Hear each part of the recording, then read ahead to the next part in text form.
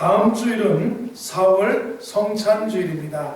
대속의 은혜에 감사하는 믿음과 마음으로 성찬에 참여하시기를 바랍니다. 사순절 기간을 계속 보내고 있습니다. 사복음서 마태, 마가, 누가, 요한복음을 계속 통독하시고 기도 시간을 마련하셔서 주님의 고난을 깊이 묵상하며 여러분의 삶이 변하는 사순절을 보내시기 바랍니다. 교회 행사 안내입니다. 고난주간 저녁 기도회가 4월 14일 월요일부터 18일 금요일까지 저녁 8시부터 있습니다. 부활주일은 4월 20일입니다. 가족, 이웃, 친구 초청주일로 하나님 앞에 올 한해 2025년 부활주일을 맞이하기를 원합니다. 여러분들이 기도로 초청자들을 준비하시고 함께 모시고 복음 전하는 그런 계기가 되기를 바랍니다. 복음 전도에 그래서 최선을 다해 주시길 바라고 가족들, 이웃들, 친구분들을 주께로 인도하시기 바랍니다. 수요 저녁 예배, 금요 밑거름 기도에 적극 동참을 기대합니다. 영적인 성장과 축복은 예배를 통해서 우리가 받을 수가 있습니다. 헌금은 온라인으로도 참여하실 수 있습니다.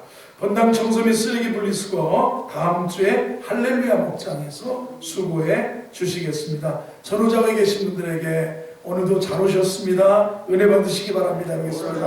아멘. 은혜 받으시기 바랍니다.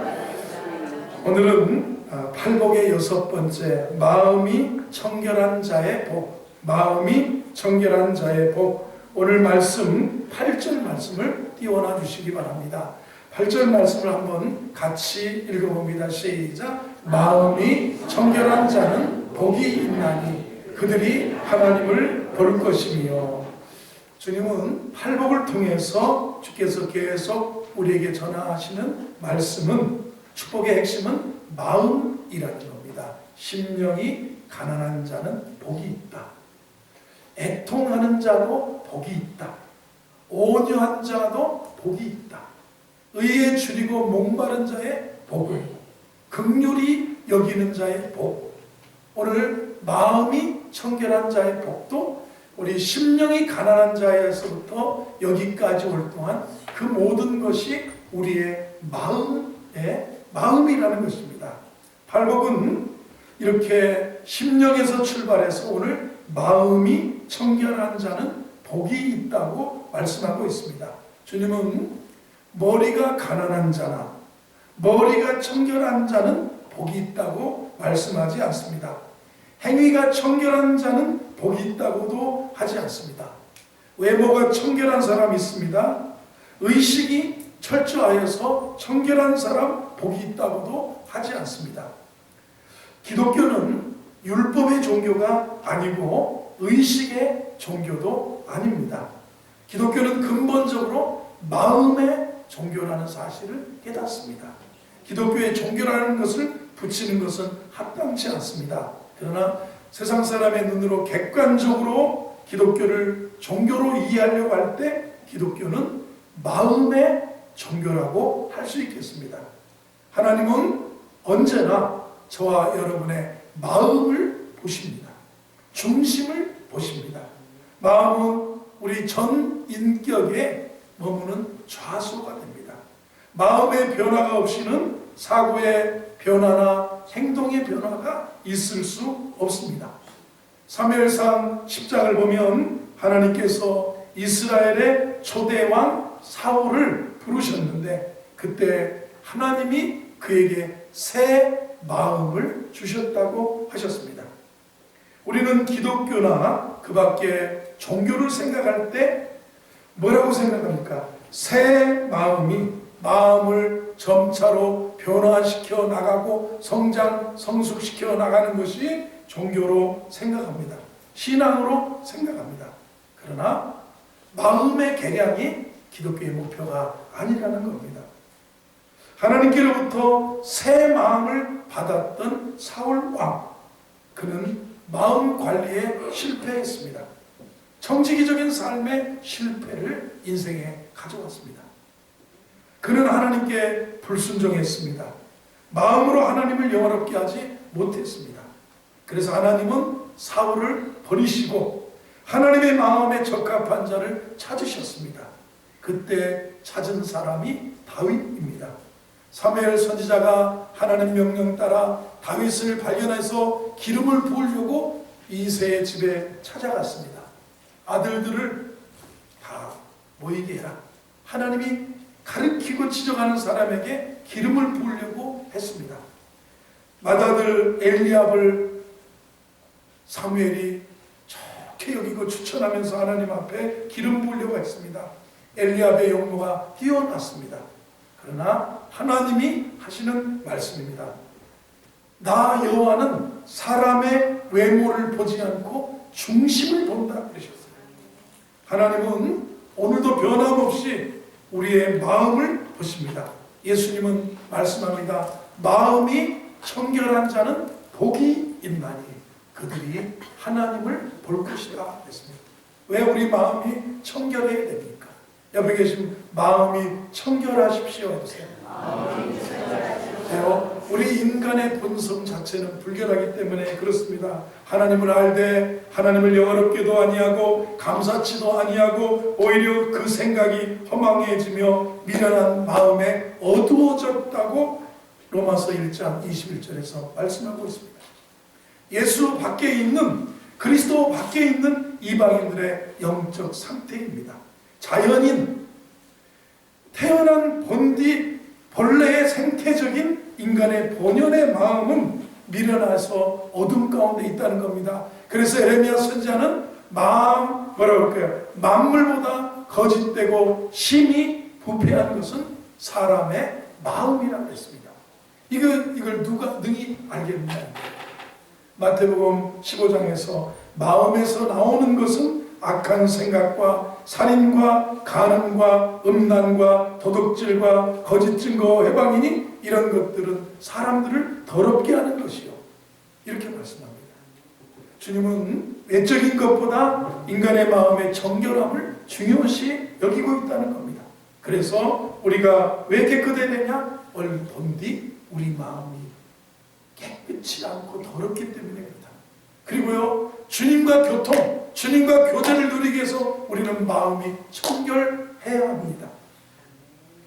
모든 사람으로 더불어 화평함과 거룩함을 쫓으라. 이것이 없이는 아무도 주를 보지 못한다. 거룩함과 화평함을 이렇게 우리 마음이 청결해야 하나님과 교제와 교통을 나눌 수 있다는 겁니다.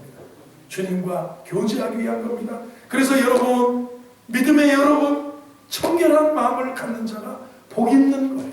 주님과 동행하는 것이 얼마나 복입니까? 주님과 교통하는 것이 얼마나 행복입니까?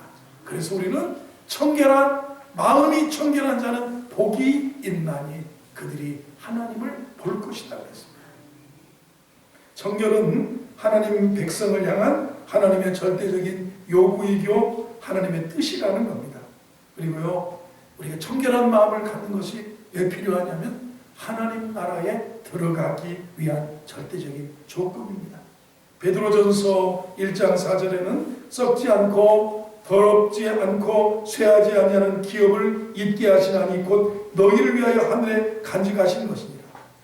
천국은 청결한 사람들이 들어가는 나라입니다.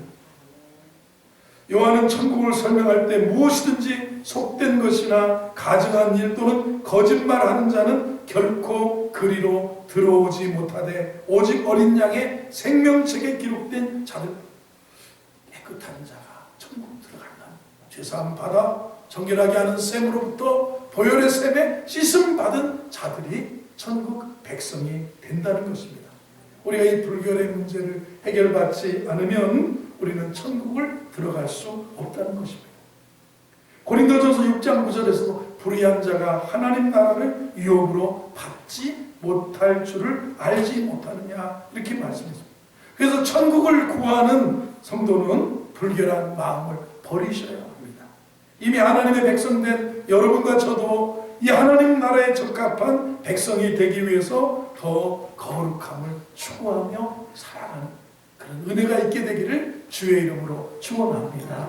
팔복은요, 성숙한 제자들을 향해서 주시는 메시지입니다. 이 팔복의 영성이 여러분과 저에게 이루어진다면, 이식되어 온다면 조금 더 성숙한 모습으로 주님을 닮아갈 수 있습니다. 그러면 청결한 마음이 청결하다, 이게 무슨 의미냐? 하나님을 향한 나누어짐이 없는 진실된 마음입니다. 우리의 의지가 한 대상만을 위해서 드려지는, 하나님을 향해서 우리의 의지와 마음이 드려지는 그런 온전한 마음인데, 그게 무엇이냐면 전심으로 드리는 겁니다. 나누어지지 아니하는 한 마음으로 주님을 따르는 마음. 세상에 나뉘어지고 염려, 근심, 의심하는 자, 바람에 밀려 요동하는 것처럼 이렇게 흔들리는 게 아니라 전심으로 하나님을 향해 드려지는 그 마음이 청결한 마음. 여러분, 이 아침에 전심으로 예비하고 이 청결한 마음으로 주님 바라보는 은혜가 있게 되기를 주의 이름으로 축원합니다. 이 청결한 마음은 주님의 마음입니다. 악이 없고 더러움이 없는 마음을 가지신 분이 예수님이십니다. 에스겔 선지자는 새 영을 너희 속에 두고 새 마음을 너희에게 주되, 예수 믿을 때 하나님의 성령께서 우리에게 새 영을, 양자의 영을 아버지라고 부를 수 있는 그 믿음의 양자의 영을 주시고 새 마음을 주시고, 이게 이식된 거예요. 하나님. 청결한 마음은 주님의 마음이 우리에게 이식. 만물보다 거짓되고 심히 부패한 게 사람의 마음인데, 예수 믿을 때, 주님 영접할 때 새 마음을 우리 속에 심어 주셨어요. 새 영을 우리에게 주셨어요. 그래서 하나님을 아버지라고 부를 수 있는 거라는 겁니다. 성경은 마음을 개량한다고 하지 않습니다. 도덕과 기독교의 차이입니다. 우리가 주님 앞에 나와서 더러움을 토해버리고 예수를 영접하는 순간에 우리 속에 새 마음을 주신다는 겁니다. 이것이 주님 자신의 마음입니다. 여러분, 청결한 마음은 죄를 미워하는 마음입니다. 한번 따라해보세요. 죄를 미워하는 마음. 시편 기자는 주의 법도를 인하여 내가 명철케 되었으므로 모든 거짓 행위를 미워하나이다. 구약의 하나님의 사람 다니엘을 보세요. 다니엘은 10대의 포로로 끌려가서 거세를 당하고 바벨론 황궁의 환관장에 붙여져서 왕의 관으로 쓸 요량으로 교육을 받고 있습니다.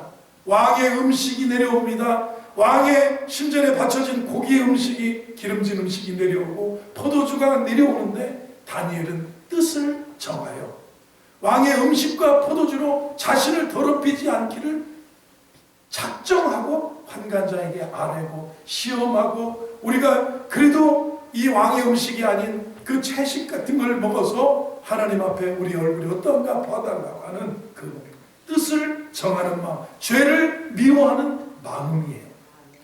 죄를 버리겠다는 마음입니다. 죄를 안 지키러 작정하는 마음이라는 겁니다. 이와 같이 주님을 따라가는 자는 청결한 마음을 소유해야 된다는 것입니다. 8절을 읽어보겠습니다. 다시 한번 시작. 마음이 청결한 자는 복이 있나니 그들이 하나님을 볼 것이며. 그러면 어떻게 이 청결한 마음을 얻을 수 있습니까? 어떻게 이 마음을 가질 수 있느냐? 이 마음을 어떻게 우리에게 소유할 수 있느냐? 먼저는 예수 그리스도의 보혈을 믿는 믿음입니다. 스가랴 선지자는 그날의 죄와 더러움을 씻는 셈이 다윗 족속과 예루살렘 거민을 위하여 열리리라. 정결하게 하는 셈이, 죄와 더러움을 씻는 셈이 다윗의 족속과 예루살렘 거민을 위해서 열리리라. 정결하게 하는 셈이 우리 앞에 열린 갈보리 예수 그리스도께서 십자가에 매달리셔서 못 박히실 때 흘리신 피, 그 가시 면류관을 쓰고 흘리신 그 피, 또 로마 군병이 주님 옆구리에 창을 찔러댔을 때 거기서 터져나오는 그 보혈의 피로 정결하게 하는 셈이 우리 앞에 있습니다. 이 샘물 같은 보혈로 우리 죄를 고백하고 씻을 때 우리 죄가 씻어지고 덮어진다는 것입니다. 누구든지 이 보혈의 강에 뛰어들기만 하면 그 피는 우리를 죄에서 해방하고 우리를 죄함을 내서 우리를 깨끗하게 씻어주신다는 것입니다. 어느 주일학교 학생이 교사가 이제 이런 말씀을 가르칩니다. 얘들아, 하나님은 모든 것을 다 보신단다. 그래서 우리가 하나님 보시기에 정말 잘 살아야 돼. 그랬더니 아이가 그러는 겁니다. 하나님 앞에 아무것도 숨길 수 없다. 그러니까 아이가 그러는 겁니다. 선생님, 손을 번쩍 들고 하는 얘기가 아니에요. 하나님이 볼 수 없는 게 하나 있어요. 선생님이 그게 뭐냐? 그러니까 뭐라고 했습니까? 예수님의 피 아래에 있는 내 죄는 하나님이 볼 수가 없대요. 그랬어요. 이건 진리입니다. 그리스도 안에 있는 자에게는 결코 정죄함이 없다고 그랬습니다. 샘물과 같은 보혈의 피 안에 들어오면 우리 죄와 허물이 가려지고 우리의 죄가 씻음 받게 되기 때문에 하나님이 우리 죄를 다 지워주시고 보지 않으시는 거예요. 다 사하시는 거예요. 그 정결한 그 피가 우리를 정결하게 새 마음을 주신다는 것입니다. 예수 그리스도의 보혈의 피로 우리는 깨끗함을 얻는 거예요. 우리의 마음이 깨끗함을 얻는 거예요. 마음이 정결한 자는, 그래서 예수 그리스도의 십자가 보혈을 믿는 자는, 누구든지 저를 믿는 자는 멸망하지 않고 영생을 얻게 되는 줄로 믿습니다. 두 번째는 우리가 말씀과 기도로 거룩해진다 했습니다. 디모데전서 4장 5절에 하나님의 말씀과 기도로 거룩해집니다. 우리가 어떻게 좀 더 예수님을 닮아가고 우리가 어떻게 좀 더 깨끗하게 하나님 앞에 변화된가요? 대저 하나님의 모든 말씀으로 인하여 말씀과 기도로 거룩하여져 갑니다.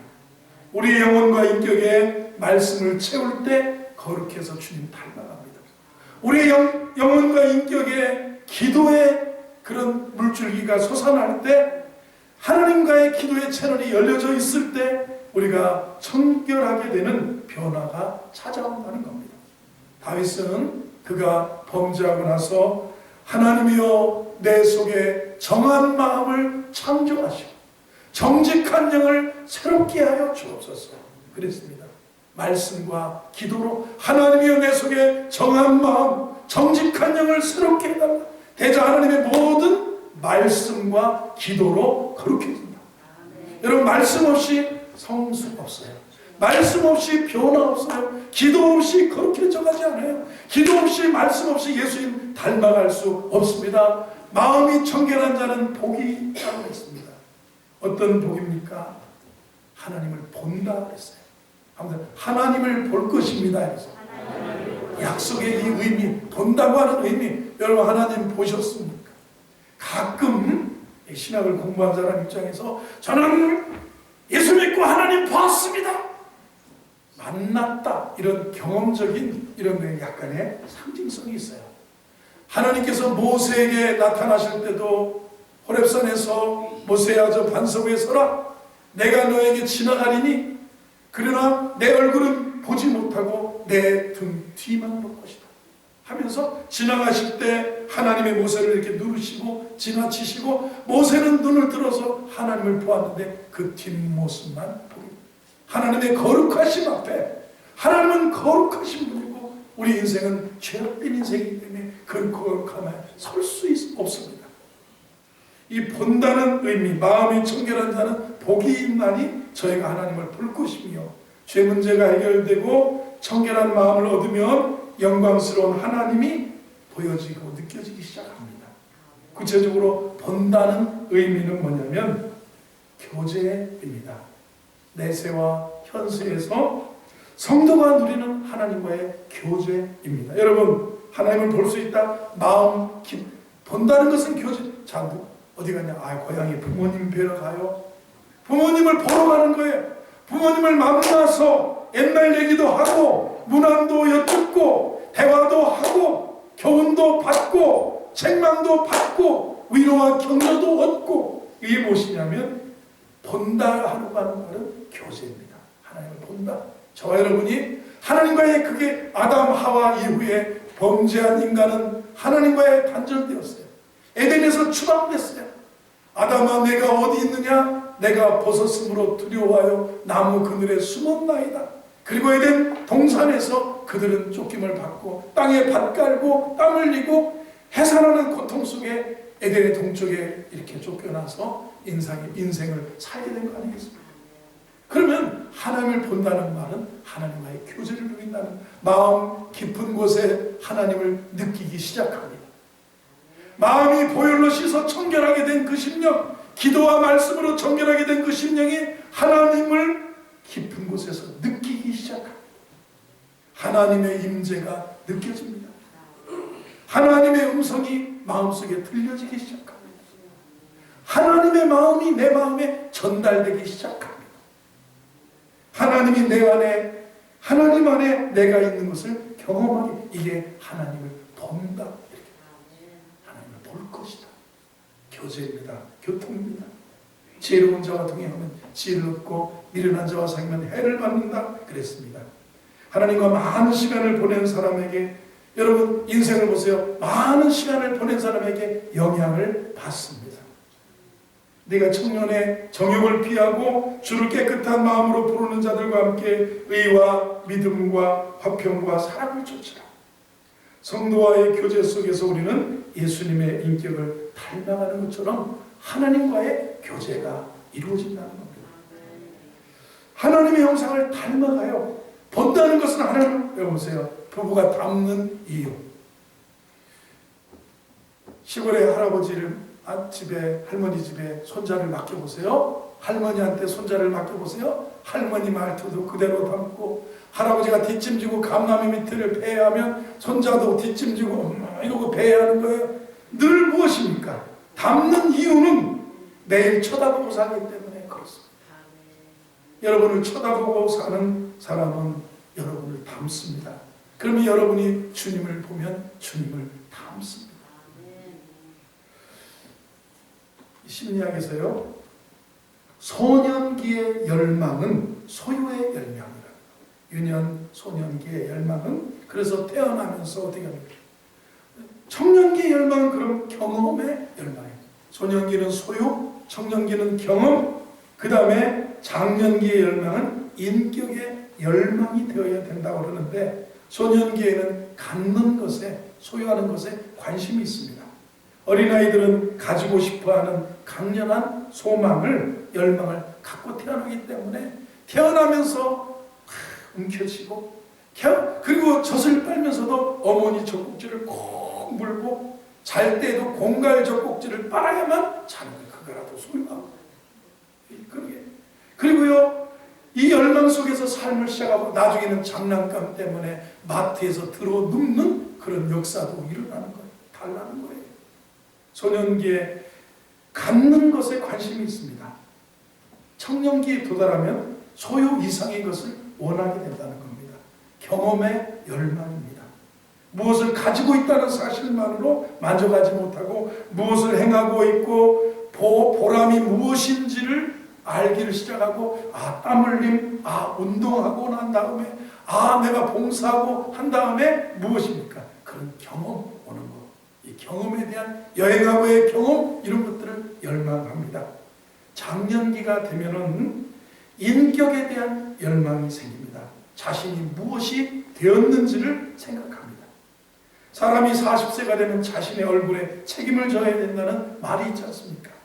우리가 살아온 삶이 우리의 얼굴을 결정하기 때문에 그렇습니다. 여러분, 우리가 주님 앞에 설 때 평생 신앙생활의 결과가 우리 모습을 결정할 겁니다.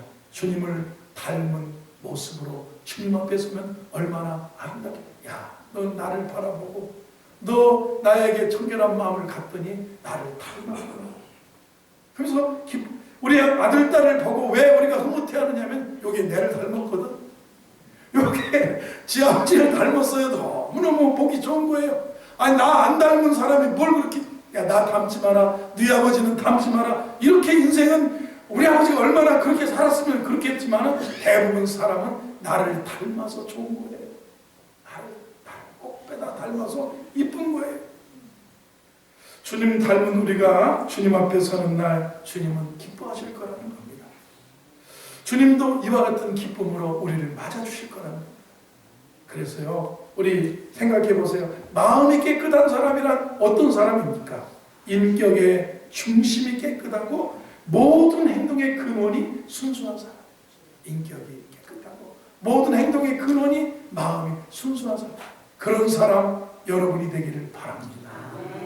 마음의 깨끗한 인격의 마음은 인격의 중심이에요. 이게요, 인격의 중심이 깨끗하고 모든 행동의 근원이 순수한 사람인데, 이 사람은 하나님을 볼 것이다. 깊은 곳에서 하나님을 느낀다. 내가 지금 하나님을 보고 있다. 하나님을 느껴요. 하나님의 임재를 느끼기 시작합니다. 음성이 들리기 시작합니다. 하나님 마음이 내게 전달되기 시작합니다.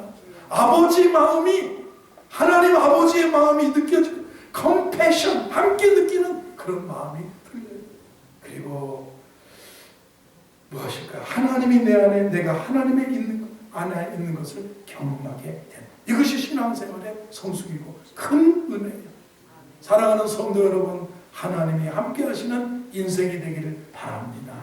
마음이 청결한 자는 복이 있나니 그들이 하나님을 볼 것이다. 임재를 누리며 하나님 깊은 곳에서 주의 음성을 들으며 살 것이라.